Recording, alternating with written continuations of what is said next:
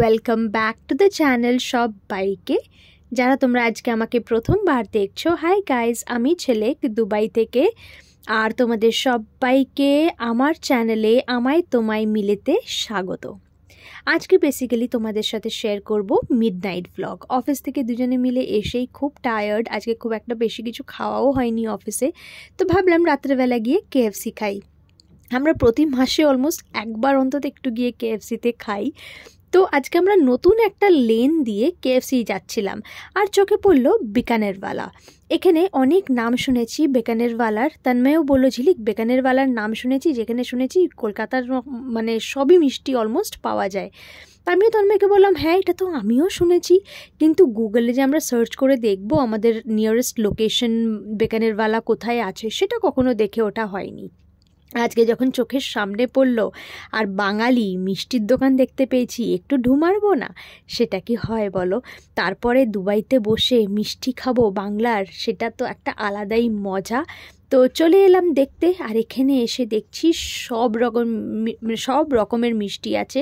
রসগোল্লা, মালাই চমচম, লট চমচম, রসমালাই থেকে শুরু করে সব, মিষ্টি দই, টক দই, ভাপা মিষ্টি সব আছে। তো না নিয়ে পারি নাকি, নিয়ে নিলাম। Thank you. स्पून एक ही में हो जाएगा, कोई बात नहीं।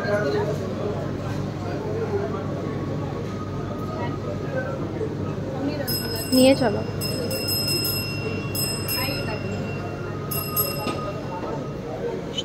Thank you. और नहीं मिलेगा, फिर जाओ।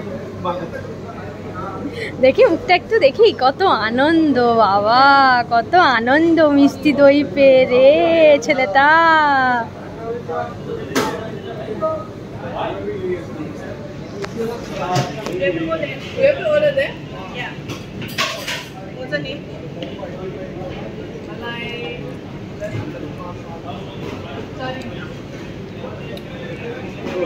কেমন?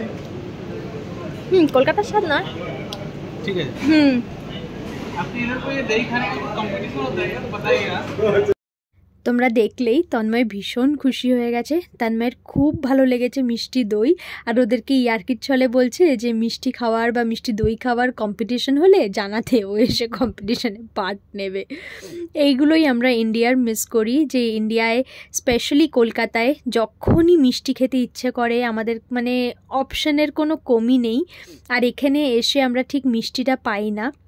তো যাই হোক, একদম বাড়ির সামনে পেয়ে গেলাম, ব্যাস যে কোনো অনুষ্ঠানে বা খেতে এমনি ইচ্ছে করলে এসে খাওয়াই যেতে পারে, বা ওরা হোম ডেলিভারিও দেয়, যেটা শুনে খুব আনন্দ পেলাম। দেখতেই পারছো তোমরা, সব রকমের মিষ্টি আছে, সব রকমের, মানে আমাদের বাংলার মিষ্টি বলো বা অন্য স্টেটেরও মিষ্টি সব রকমের আছে। তারপরে মালপোয়াও আছে দেখলাম, সিঙ্গারা রাখে, খাস্তা কচুরি আছে, মানে জমে যাবে ব্যাপারটা।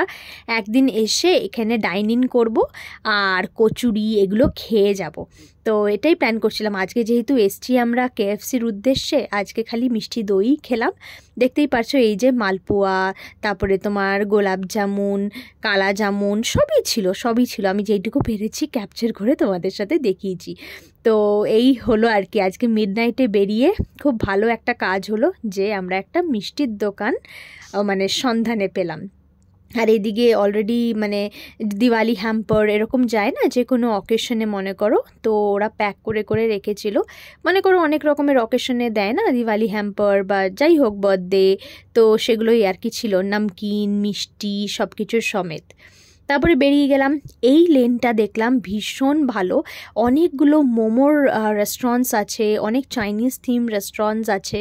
তো আমার তন্ময়ের প্ল্যানিং আছে যে এই রোডটা আমরা একদিন ভালো করে এক্সপ্লোর করব, ভালো করে যেদিন মোমো খেতে ইচ্ছে করবে বা চাইনিজ খেতে ইচ্ছে করবে, ডিমসাম আর কি, সেগুলো এসে আমরা একদিন এক্সপ্লোর করব। যাই হোক, মিষ্টি দই খেয়ে চলে এলাম যেখানে আসার কথা ছিল, কেএফসি। সেখানে মানে কেএফসি মাঝে মধ্যে একটু না খেলে না ভালো লাগে না।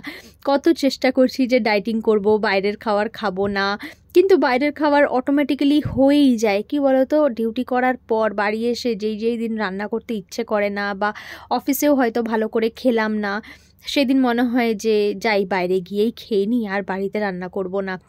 দুজনে মিলে একটু রাস্তায় হাঁটাও হবে, একটু টাইম স্পেন্ড করাও হবে, আর খেয়ে নিই আর কি, বুঝতে পেরেছো তো? মানে ইচ্ছে করে না মাঝে মধ্যে, আর স্পেশালি যে মিডনাইট ক্রেভিংসগুলো হয়, খুব চেষ্টা করি অ্যাভয়েড করার, যাতে বাইরে না খেতে হয়, বাট হ্যাঁ কখনো কখনো হয়েই যায়। তো কেএফসিতে এসে আমাদের কিছু মানে একদম খাবার আছে যেগুলো আমরা অর্ডার করি, যেমনি ফ্রেঞ্চ ফ্রাইজ। ও আমাকে জিজ্ঞেস করে রেগুলার না স্পাইসি, আমি বললাম স্পাইসিটা নাও, স্পাইসিটা বেশি ভালো লাগে। তারপরে কোলস্ল, তার সাথে বান দেয়, চিকেন দেয়, আর পেপসি, এগুলোই খাই আর কি ইউজুয়ালি। তো তন্ময় সেটা অর্ডারও করে নিচ্ছে। অ্যান্ড ইয়েস, এরকমভাবেই একটা সুন্দর রাত কাটালাম, মানে অফিস থেকে এসে সারাদিন বিজি থাকার পর।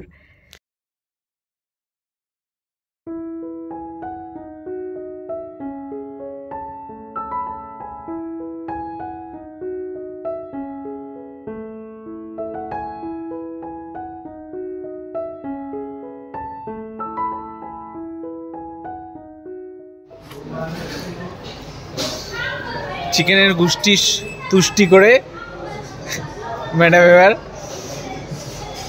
পেপসির উপরে। আমি চিকেনগুলো খাইনি।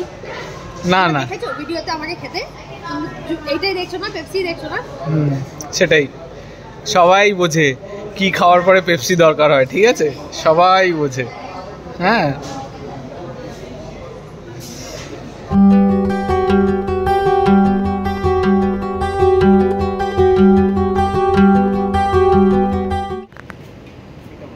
এখন বাড়ি ফিরছি আমরা, বাড়ি ফেরার পালা। খেয়ে দে। আজকের ব্লগটা একটা মিডনাইট ব্লগ ছিল, তোমরা দেখলে। আমরা মিষ্টির দোকান এক্সপ্লোর করলাম, কেএফসি গেলাম, খেলাম, একটা সুন্দর টাইম স্পেন্ড হলো। কালকে সকালে আবার আমার মর্নিং শিফট, বাড়ি যাব আর গিয়ে টেনে একটা ঘুম এখন। সো আজকের ভিডিওটা যদি তোমাদের একটুখানিও দেখতে ভালো লেগে থাকে, তাহলে অবশ্যই করে লাইক, কমেন্ট, শেয়ার, সাবস্ক্রাইব করে পাশে থেকো। খুব শিগগিরই দেখা হচ্ছে আরেকটা এক্সাইটিং ভিডিওর সাথে। টাটা।